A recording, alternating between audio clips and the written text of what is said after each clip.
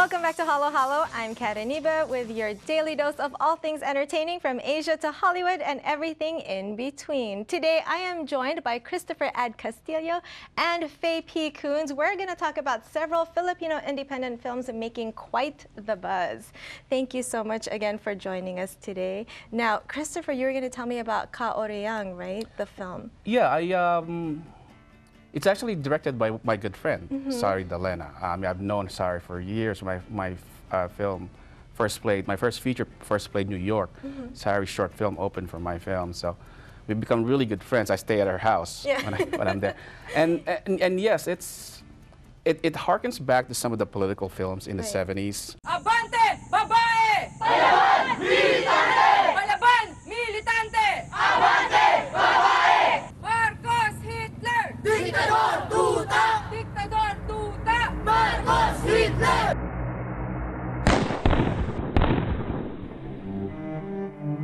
Nakilala ko si Canoli. Inanyayahan niya ako sa isang exposure kung saan ang tungkulin nila ay tumulong sa paggamot ng mga nasugatang mandirigma. Kailan ba talaga ang solusyon? And that's the beauty of Philippine cinema right now. There's a lot of different genres happening. There's some filmmakers like Sari are more poetic in nature, and other films that we're going to talk about later. But you know, I like the idea what Sari's trying to do. She's trying to make sure that we don't forget any of the brutality that happened in the past generation. Yeah. So it's not only a great film, but also educational. It's educational and it's timeless, and it's something that we should preserve because so we don't forget. And then another film that we were just talking about was Manila Skies, which had a U.S. premiere November 2012. Tell me a little bit more about that film. Well, it's the story of a laborer. He was trying to go to have a better job, go abroad, but you know, they took advantage of him, and so he ended up, you know, roaming around, and he got mad, and hijacked and hostage an airplane. I hear that it was inspired by true events. Yes. And it's actually one of the reporters from the Hollywood Reporter had some wonderful things to say about it.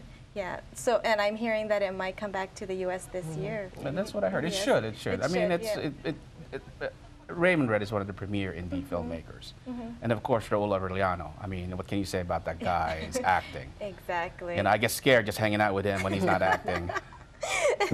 Another film that was inspired by true events is Boundary. Tell me a little bit more about that, because I know it's the life of taxi cab drivers. Boundary I saw in the Philippines when I went back for my father. I wanted to see at least some Filipino films. The only chance I got to see, because I was busy anyway, was Boundary. And I like the idea. I love the execution of Bautista, Salvador Bautista.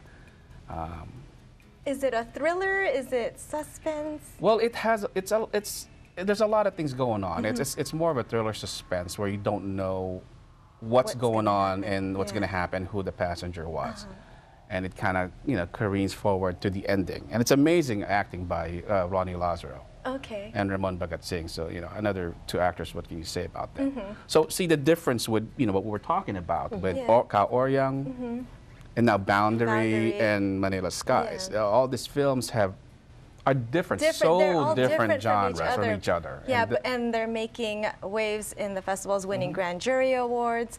The other one that I wanted to talk about, which is a dark comedy, I hear, is Melodrama Negra, right? Yeah, that one I actually really, really love. It's produced by my producer for my Cinemalaya film, Alan Berg-Ang.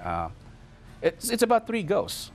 You know, they're just roaming around trying to make sense of, you know, who they are and trying to make amends to what happened and trying to discover, trying to go to their family. So it's a dark comedy.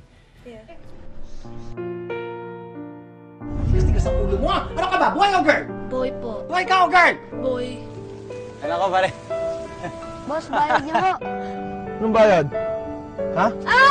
Kaya mo kabulin? O ito.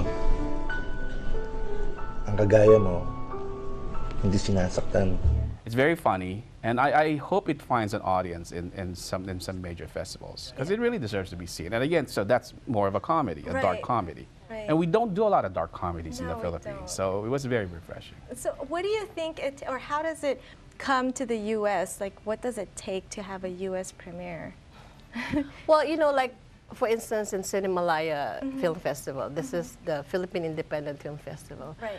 And just as Chris was telling you, it has made a name for itself. They started out like 2004 or something their like ninth year. Yeah, Ninth yeah. year, yeah. So, yeah, 2004. So they started really small, and then it has grown big now, and they're funding new breed category, and they have directors showcase. Yes. And so they're really giving money so that more independent films can be produced and shown. And so some of the producers of the festival would go to the Cinemalaya and really track the films and say, oh, and then they invite them, you know, they invite them to be shown in Busan, Korea. Busan, that's a It's a huge, major, yeah. It's huge film festival. Yeah. Tokyo And- International. Yes. Yeah. Yeah, and that's what we need to keep Yes. hitting. And then that's where the distributors find you. You know, it's, in America, they'll find you here today. They show here. But what Cinemalaya did, the beauty of what Cinemalaya did, this independent festivals, they made sure that the jury that comprised the people that made decisions on the winning films, Right. they invited foreigners, programmers. So when they came, it opened up the festival to other countries because foreigners were coming in to judge films. Now it's become, now this festival has Right. become Has become. wide open. It's become one of the premier festivals in the world now. So a great idea what they It's did. a huge idea. Huge idea. Great idea. And I've seen all the trailers for the 4 films. I hope they make it to the U.S. soon. Thank you so much for all your insights on Filipino independent films.